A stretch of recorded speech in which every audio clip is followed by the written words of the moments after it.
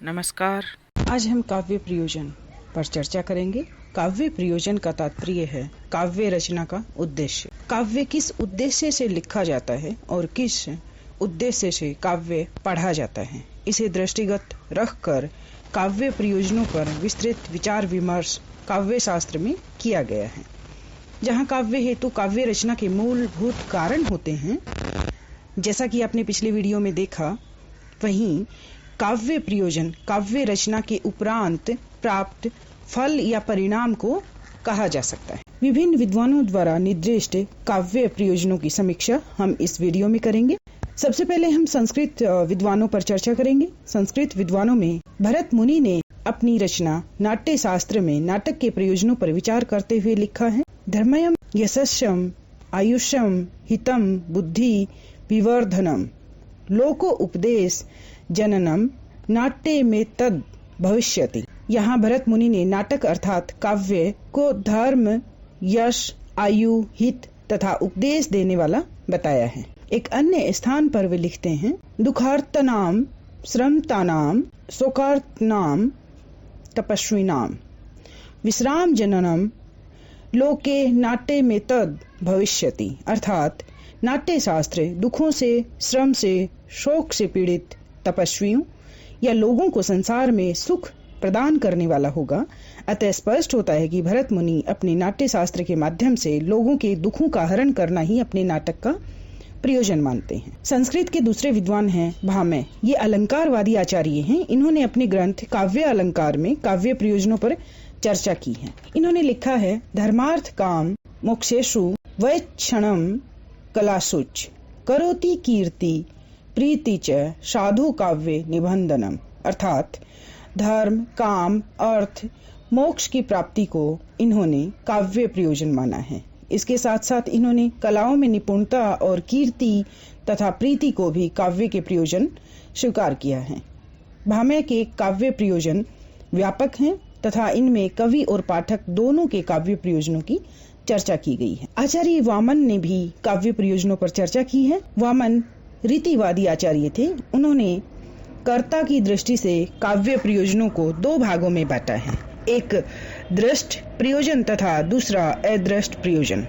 दृष्ट प्रयोजन में आनंद और प्रीति की उपलब्धि होती है और अदृष्ट प्रयोजन में कीर्ति अर्थात यश की प्राप्ति होती है। इनके अनुसार काव्यम सद दृष्टा दृष्टार्थ प्रीति कीर्ति हेतुत्वाद। वामन ने यह काव्य प्रयोजन सहृदयों के आधार पर ही किए हैं, क्योंकि कवि काव्य की रचना करके अमृत प्राप्त कर लेता है और तब उसे यश की प्राप्ति होती है और उस यश से उसे आनंद की प्राप्ति भी होती है। इस प्रकार उन्होंने भी पुरुषार्थ चतुष्टय को काव्य का प्रयोजन माना है, क्योंकि इनकी सिद्धि होने के पश्चात ही आनंद और प्रीति उत्पन्न होती है। संस्कृत के अगले विद्वान हैं आनंदवर्धन। ये ध्वनिवादी आचार्य हैं। इन्होंने ध्वनि सिद्धांत की स्थापना करते हुए यह संकेत किया है कि तेन ब्रह्म सहृदय मन प्रीतियो तत्स्वरूपम। अर्थात प्रीति आनंद की प्राप्ति ही काव्य का प्रमुख प्रयोजन है।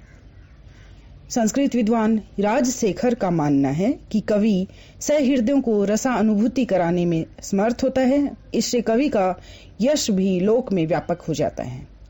आचार्य मम्मट ने श्रेष्ठा और भोक्ता को दृष्टि में रखकर काव्य प्रयोजन पर विचार किया है। इन्होंने काव्य के 6 प्रयोजन माने हैं। इनके अनुसार काव्यम यशस्य अर्थ कृते व्यवहार विदे शिवेतर रक्षते सद्य परिनिर्वर्ते कांता सम्मित तयोपदेश युजे।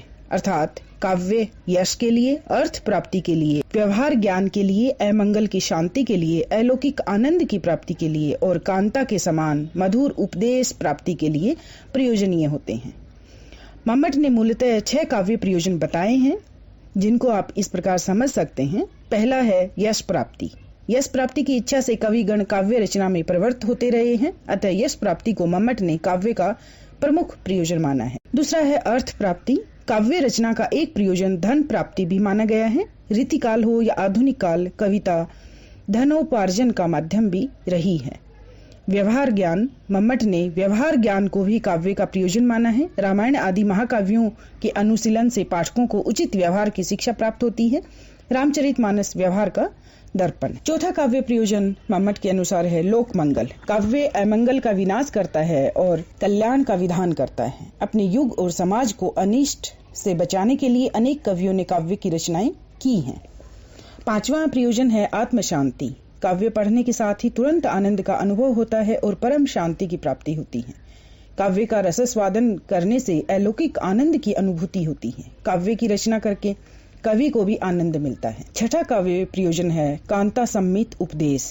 काव्य प्रियतमा के समान मधुर उपदेश देने वाला होता है। जिस प्रकार कांता मधुर हाव भावों से पुरुष को मुग्ध करके उसे अपनी इच्छा अनुसार नीति मार्ग पर ले जाती है, उसी प्रकार काव्य भी मधुर कथा के द्वारा उच्च आदर्शों की शिक्षा देता है। इस प्रकार हमने संस्कृत आचार्यों द्वारा बताए गए काव्य प्रयोजनों को जाना। अब हम रीतिकालीन आचार्यों पर चर्चा करेंगे जिन्होंने काव्य प्रयोजनों पर अपने विचार प्रकट किए हैं। रीतिकालीन विद्वान कुलपति ने यश, संपत्ति, विलक्षण आनंद, दुख नाश, लोक व्यवहार में निपुणता, कांता उपदेश को काव्य का प्रयोजन माना है। वे कहते हैं, जस संपत्ति आनंद अति, दुखिन डारे खोई, होत कवित में चतुरई, जगत वाम बस होई। रीतिकालीन आचार्य देव के अनुसार रहत भव्य भगवंत जश, नव्य काव्य सुखसार, अर्थात शाश्वत यश ही काव्य का प्रयोजन है। वे तो यहाँ तक कहते हैं कि संसार में अन्य सभी वस्तुएं नाशवान हैं, केवल काव्य द्वारा प्राप्त यश ही अनश्वर है। इस तथ्य को स्पष्ट करते हुए वे लिखते हैं, रहत न घर वर धाम धन, तरुवर सरवर कूप, जस शरीर जग में अमर, कल्प काव्य रस रूप। रीतिकालीन विद्वान भिखारी दास ने भी काव्य प्रयोजनों पर दृष्टि डाली है। उनके अनुसार यश प्राप्ति, फल प्राप्ति, आनंद प्राप्ति काव्य के प्रयोजन हैं। अब बात करते हैं आधुनिक कालीन हिंदी विद्वानों की। इनमें पहला नाम आता है महावीर प्रसाद द्विवेदी का। महावीर प्रसाद द्विवेदी ने कविता का प्रयोजन उपदेश माना है। डॉक्टर श्याम सुंदर दास ने काव्य प्रयोजन के बारे में लिखते हुए कहा है, साहित्य हमारी उस रुचि को तृप्त करने में समर्थ होना चाहिए जिसको हम अपने या किसी दूसरे के सामने प्रकट करने में लज्जित न हो। मैथिली शरण गुप्त के अनुसार काव्य का प्रयोजन केवल मनोरंजन नहीं अपितु उपदेश होना चाहिए। उन्होंने लिखा है, केवल मनोरंजन न कवि का मर्म होना चाहिए, उसमें उचित उपदेश का भी मर्म होना चाहिए। पंत ने काव्य के दो ही प्रयोजन माने हैं, आत्म सुख और लोक हित। आचार्य रामचंद्र शुक्ल ने काव्य प्रयोजनों पर विस्तार से विचार किया है। वे काव्य का प्रमुख लक्ष्य हृदय को मुक्तावस्था मानते हैं। अपने इसी लक्ष्य को पूरा करने के लिए वे लिखते हैं, काव्य का लक्ष्य है जगत और जीवन के मार्मिक पक्ष को गोचर रूप में लाकर सामने रखना, जिससे मनुष्य व्यक्तिगत संकुचित घेरे से अपने हृदय को निकालकर उसे विश्वव्यापिनी और त्रिकाल दर्शिनी अनुभूति में लीन करे। इसी लक्ष्य के भीतर जीवन के ऊंचे से ऊंचे लक्ष्य आ जाते हैं।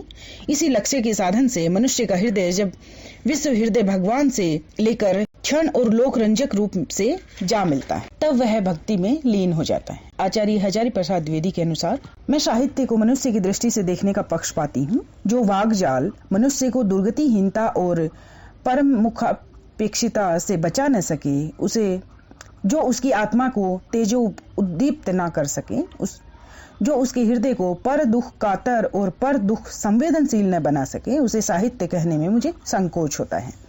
पाश्चात्य विद्वानों ने भी काव्य प्रयोजनों के बारे में अपने विचार प्रकट किए हैं। पाश्चात्य विद्वानों में सबसे पहला नाम आता है प्लेटो का। उन्होंने लोक मंगल को काव्य का चरम प्रयोजन स्वीकार किया है। डॉक्टर रस्किन ने कहा है, काव्य का ध्येय है अधिक से अधिक जन समुदाय की अधिक से अधिक हित साधना। वहीं टोल्स्टॉय का भी मानना है कि वह कला आनंद नहीं वरन मानव एकता का साधन है, जो मानव को सहानुभूति द्वारा परस्पर संवर्धित करती है। इसी प्रकार लोंजाइनस भी मानते हैं कि काव्य का एकमात्र लक्ष्य है पाठक को आनंद प्रदान करना और उसे उल्लासित कर देना। इसी क्रम में जर्मन चिंतक सीलर के अनुसार कला का लक्ष्य आह्लाद है, क्योंकि मानव सुख से अधिक उदात्त और गंभीर समस्या और कोई नहीं है। ड्राइडन के अनुसार काव्य का प्रयोजन है मधुर रीति से शिक्षा देना। इस प्रकार हमने संस्कृत आचार्यों, रीतिकालीन आचार्यों, आधुनिक कालीन विद्वानों और पाश्चात्य विद्वानों के विचारों को जाना।